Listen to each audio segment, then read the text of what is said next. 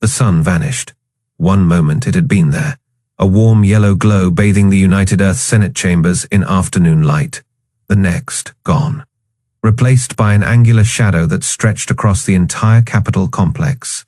Admiral Marcus Kane felt his cybernetic eye auto-adjust, zooming in on the viewport. His organic eye saw only darkness. The mechanical one saw the truth. The harbinger of oblivion filled the sky.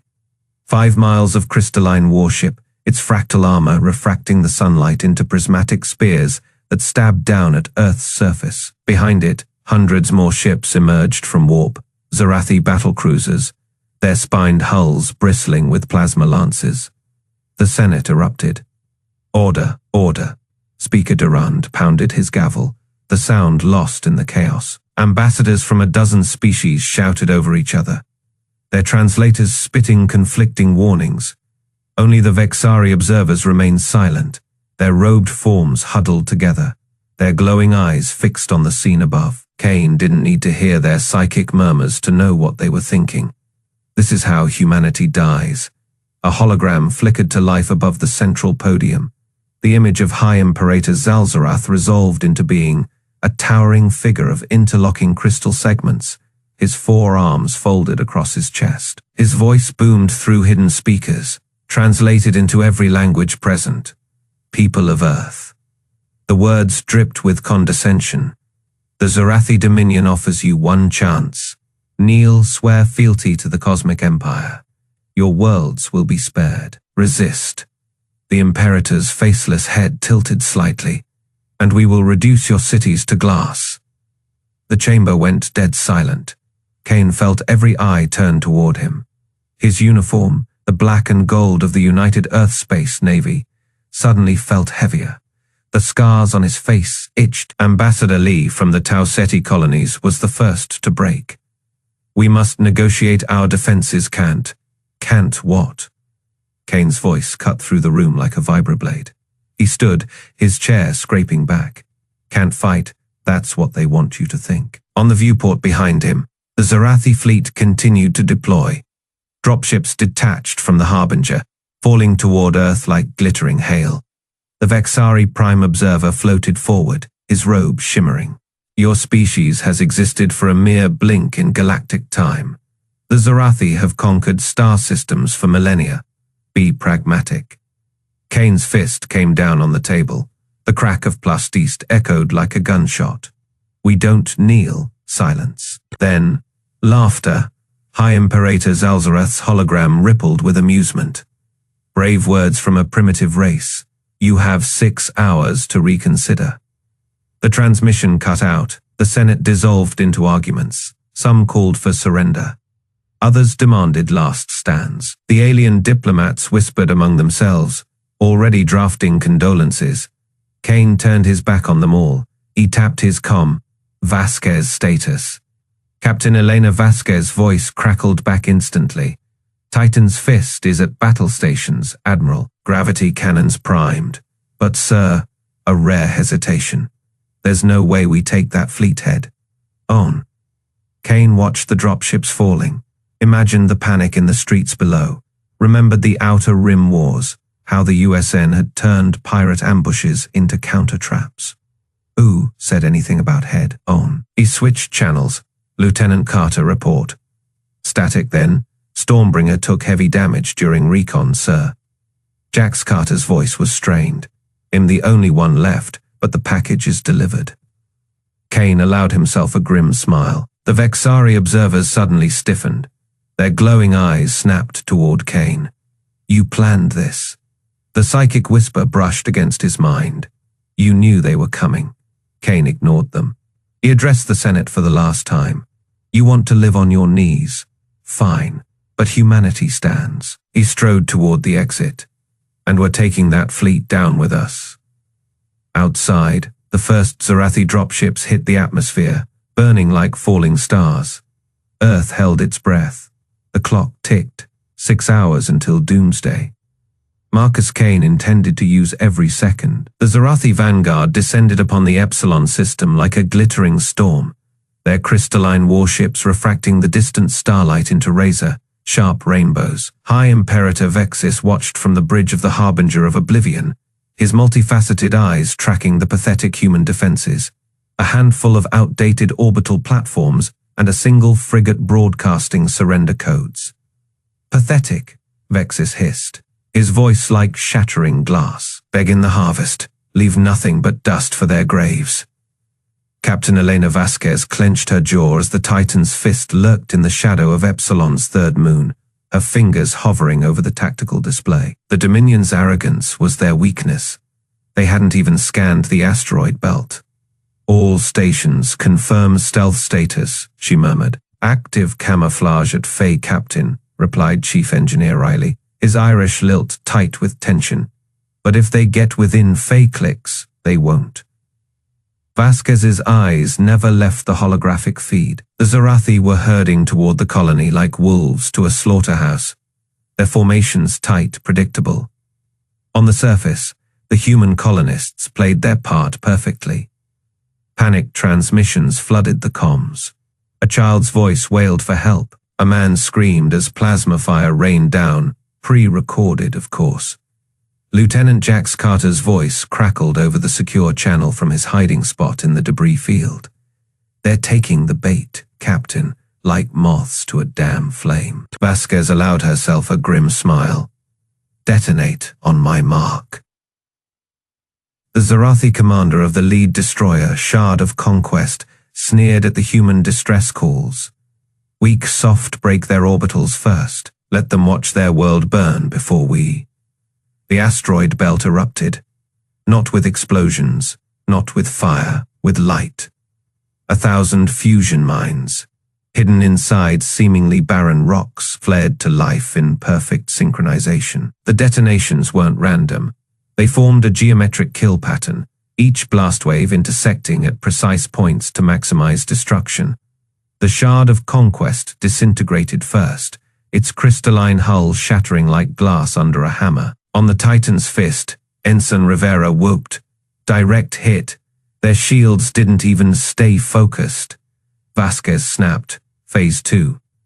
Now, the surviving Zarathi ships veered wildly, their formations breaking apart. That is when the second trap activated. The debris from the first volley wasn't debris at all. It was smart shrapnel, each fragment a guided projectile, homing in on the distinctive energy signatures of Dominion drives. A Zarathi cruiser tried to jump to FTL too late. 100 molten spikes punched through its core, detonating its antimatter reserves in a silent, brilliant flare. High Imperator Vexis staggered as psychic backlash from his dying warriors screamed through the hive mind. What madness is this? These are not the tactics of prey. On the surface, the panicked colonists stopped running.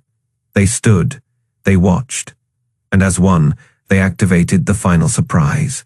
Thousands of crude but effective E-projectors hidden in the colony's infrastructure. The pulse wasn't strong enough to disable ships, but it scrambled the Zarathi sensors just long enough for the Titan's fist to drop camouflage, long enough for its railguns to lock on to the Harbinger of Oblivion. Vasquez's voice was ice. Fire. The superheated rounds tore through the flagship's glittering hull, each impact sending spiderwebs of cracks radiating through its crystalline structure. Vexis howled as his throne room fractured around him. Impossible. We are the Dominion, we do not. A secondary explosion cut him off. The Harbinger's core went critical, its death throes tearing apart 3 nearby battleships in the chain reaction.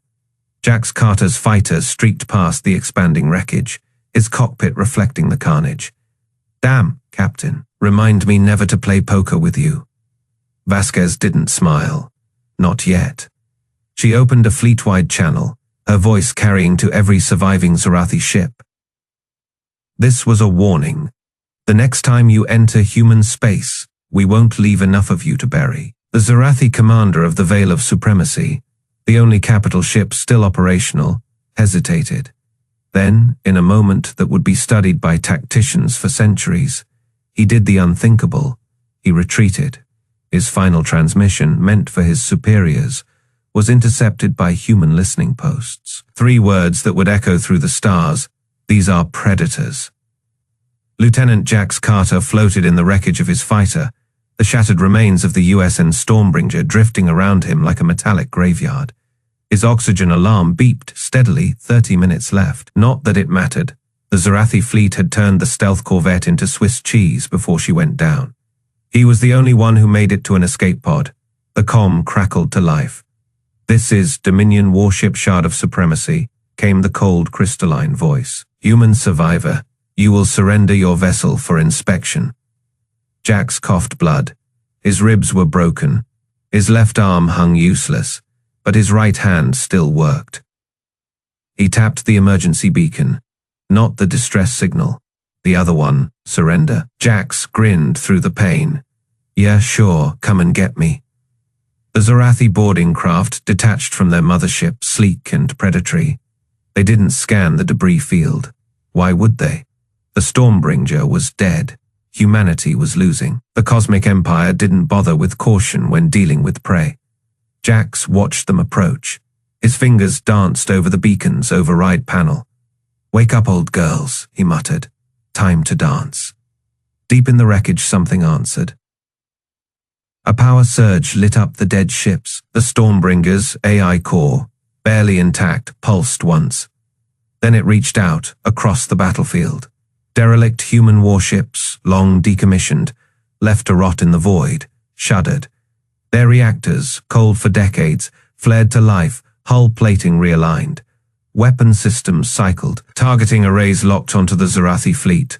The boarding craft froze. What? The first railgun round tore through them like paper.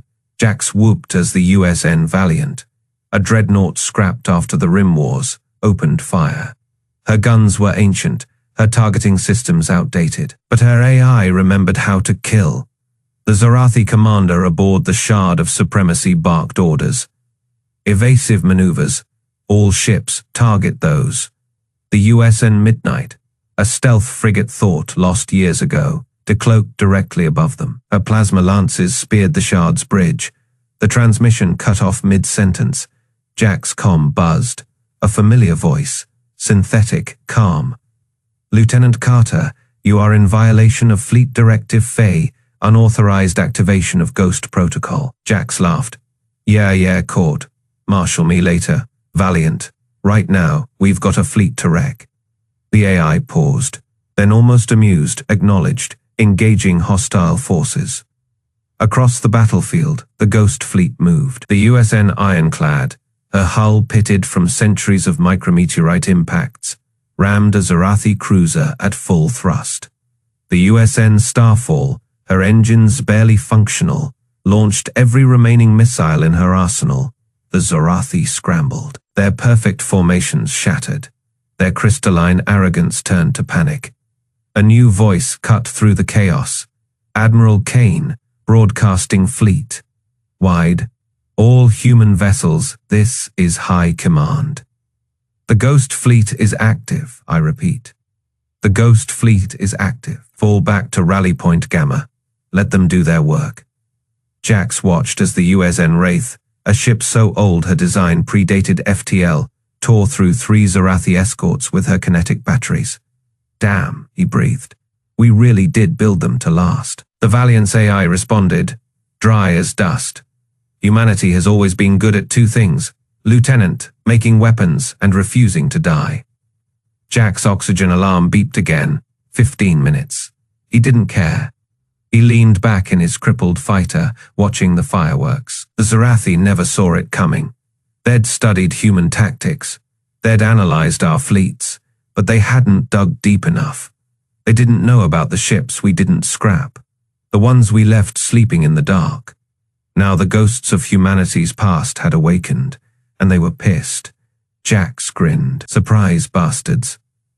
The Krellian command ship Eternal will hung silently at the edge of the battle, its organic hull pulsing with bioluminescent patterns. Inside the central chamber, Voris watched the battle unfold through the neural interface woven into his biomechanical body.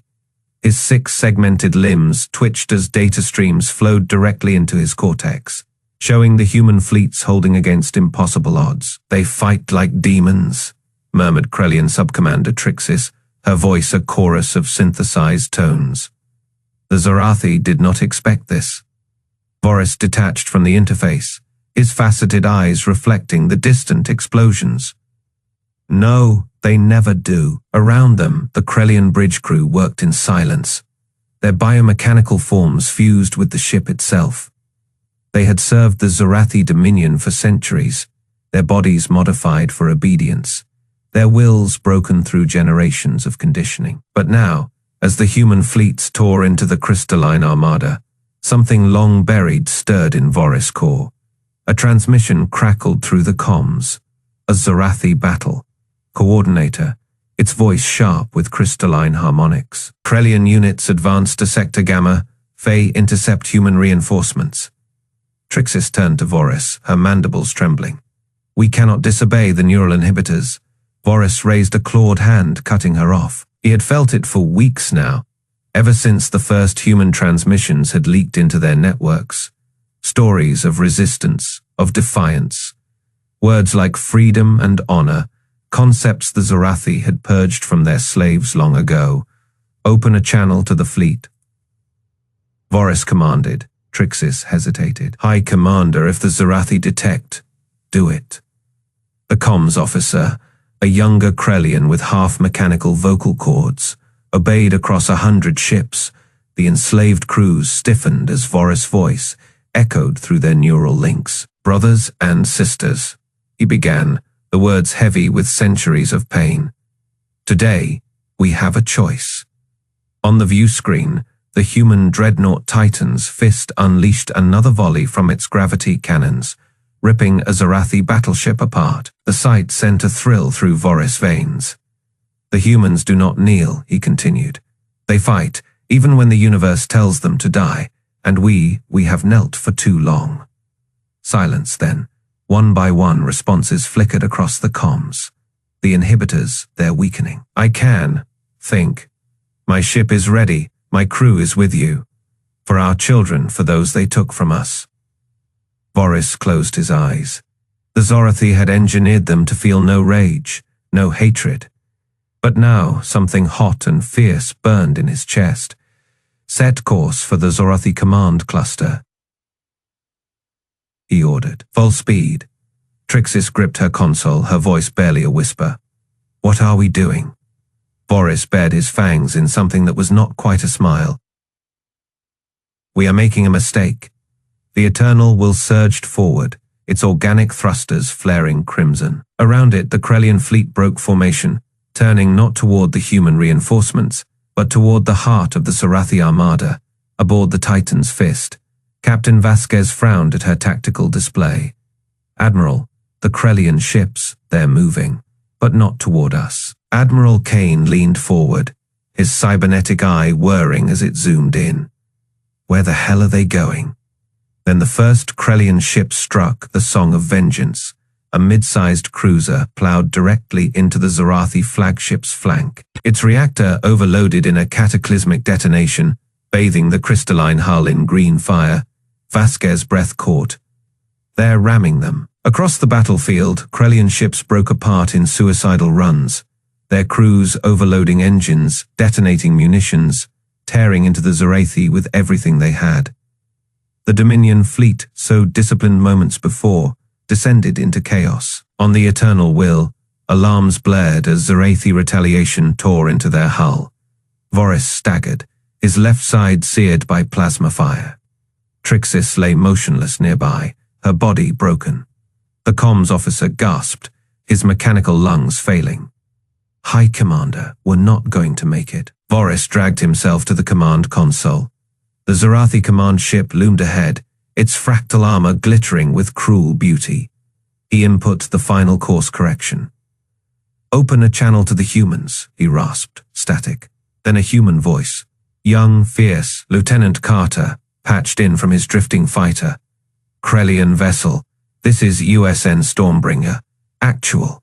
What's your status? Voris chuckled, a sound like grinding metal. Our status is free.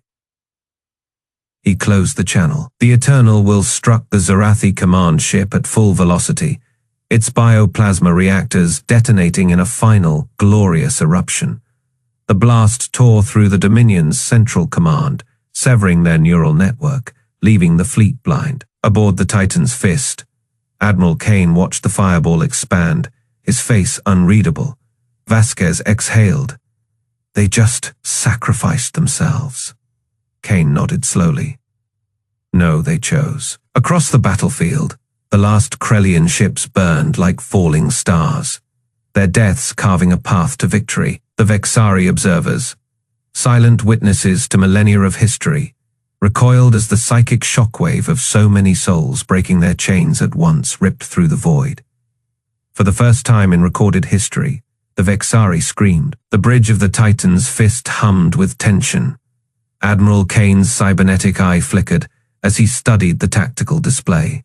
The Zarathi supercarrier Eternal Dawn loomed ahead, its fractal armor refracting starlight into jagged rainbows. It was 3 times the size of his flagship, its weapon arrays glowing with charged energy. Status on the gravity cannons, Kane growled. Captain Vasquez didn't look up from her console. Charging at Faye, the capacitors are overheating. We've got 1 shot, Admiral. Kane clenched his fist. 1 shot, 1 chance to turn the tide. The Eternal Dawn had already gutted 3 human cruisers, their wreckage spinning silently in the void.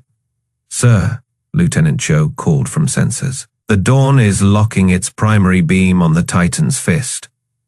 A murmur ran through the crew. That weapon had carved planets in half. Vasquez's fingers flew across her panel. Gravity cannons at Faye, we need 30 more seconds. Kane's eye narrowed. We don't have 30 seconds. The Dawn's central array pulsed crimson, charging. On the main screen, the Zarathi commander's face appeared, his crystalline features arranged in a sneer. Admiral Kane, your defiance entertains us, but all things must end. Kane leaned forward. Funny, I was about to say the same thing. He cut the feed with a slash of his hand. Captain, now. Vasquez didn't hesitate. She slammed her palm onto the firing control. For a heartbeat, nothing happened. Then the Titan's Fist shuddered as the gravity cannons unleashed hell. There was no projectile, no beam. Just a ripple in reality itself.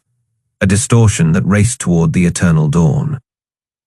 The Zarathi ship's shields flared, and then collapsed like wet paper.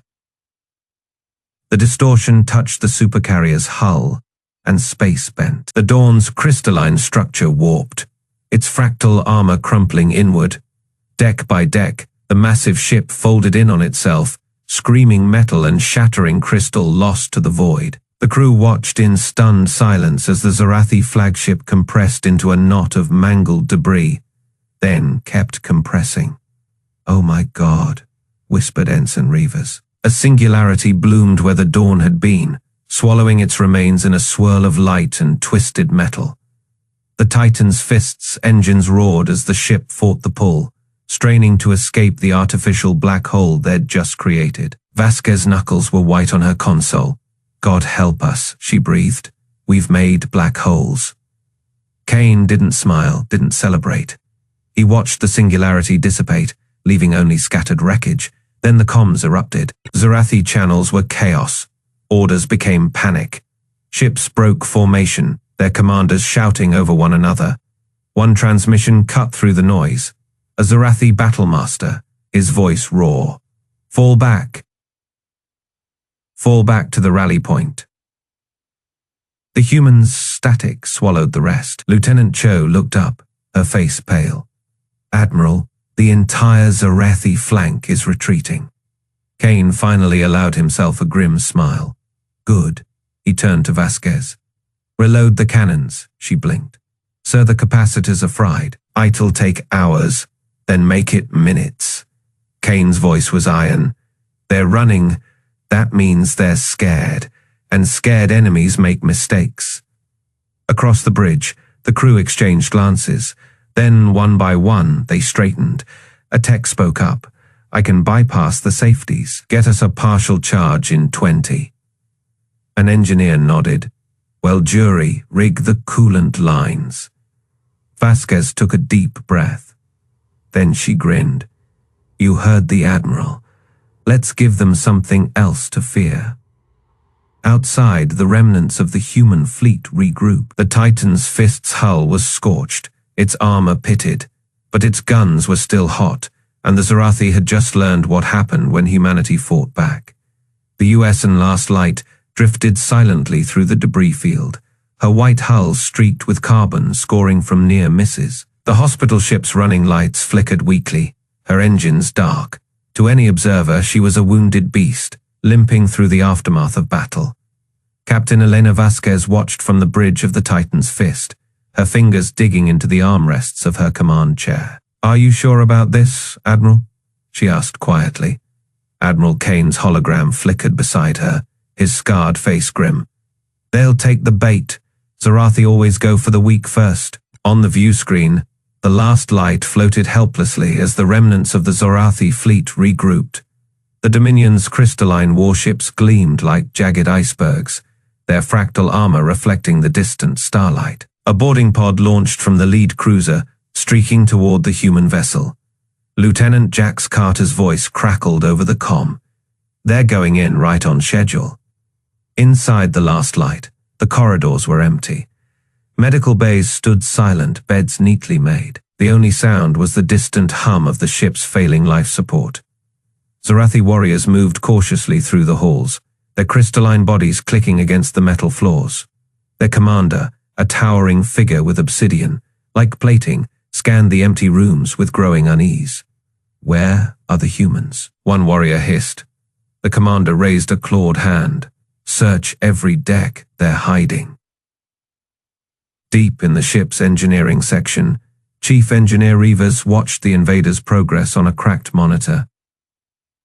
His hands hovered over the detonation console. The entire ship was rigged, every corridor lined with enough fusion charges to turn the Last Light into a temporary star. He took a shaky breath. "God forgive me," he whispered. On the bridge of the Harbinger of Oblivion, the Zorathi High Imperator watched the boarding operation with satisfaction. "Capture their medical staff. We will learn how to break their weak flesh." His second in command stiffened suddenly. "Imperator, the ship's power core, it is spiking." The Last Light's engines flared to life, not for escape, but to hold position. Rivas slammed his palm down on the console. The detonation sequence activated with a cheerful chime. The explosion tore through the Last Light in a wave of white fire. The boarding party had just enough time to scream before the shockwave vaporized them. The blast expanded outward, engulfing the Zorathi cruiser that had launched the assault. Crystalline armor shattered like glass, the warship's spine snapping under the force.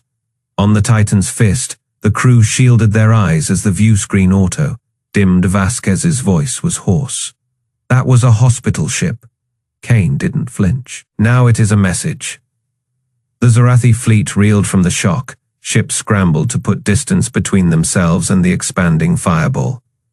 Communications channels erupted with panicked transmissions. Fall back, where is the High Imperator?" The answer came seconds later. The Harbinger of Oblivion's bridge was gone, reduced to molten slag, the mighty flagship listed drunkenly, her command structure obliterated. Kane opened a fleet-wide channel. His voice was calm, cold. "You came for a weak species.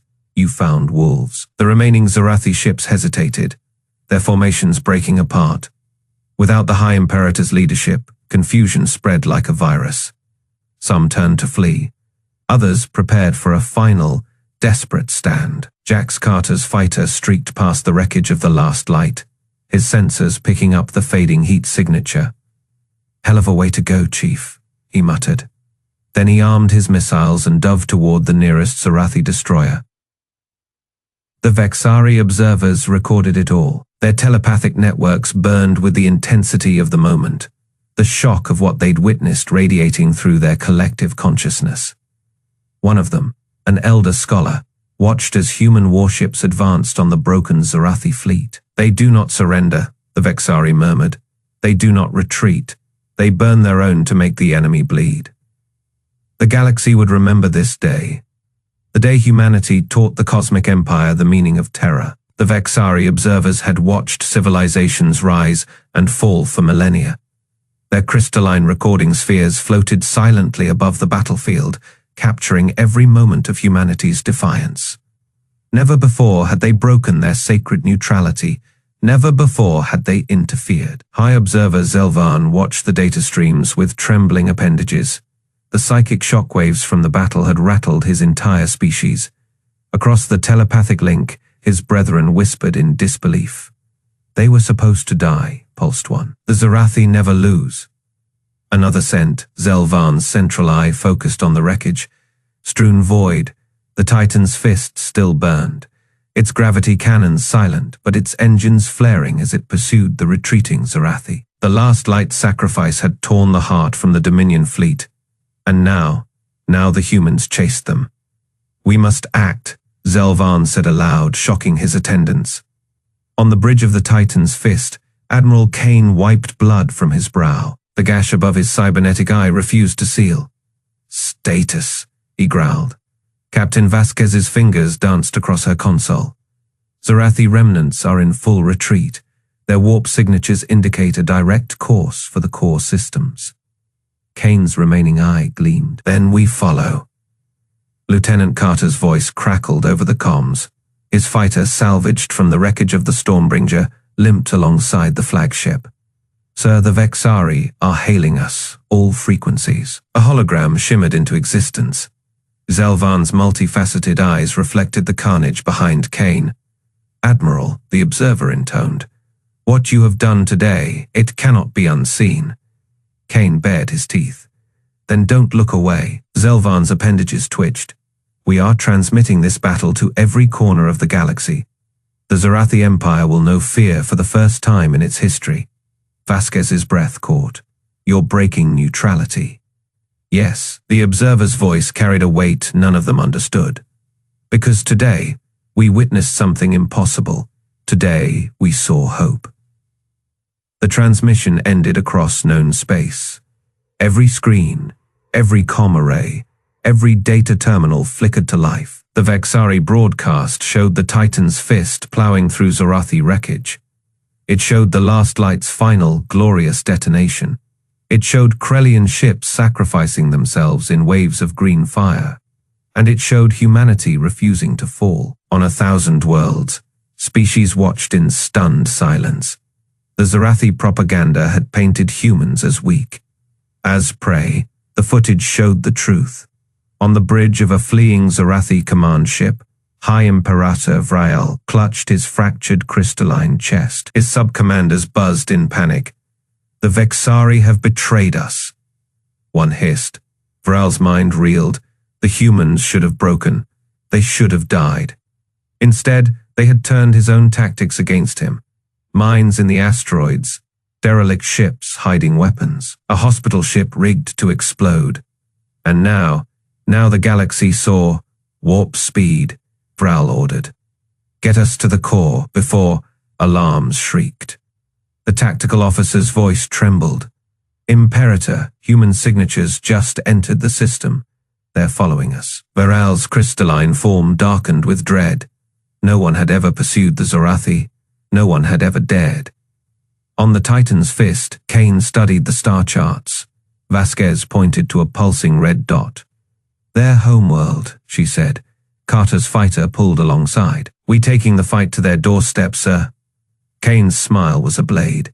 They came to our home. Seems only fair. The Vexari broadcast continued.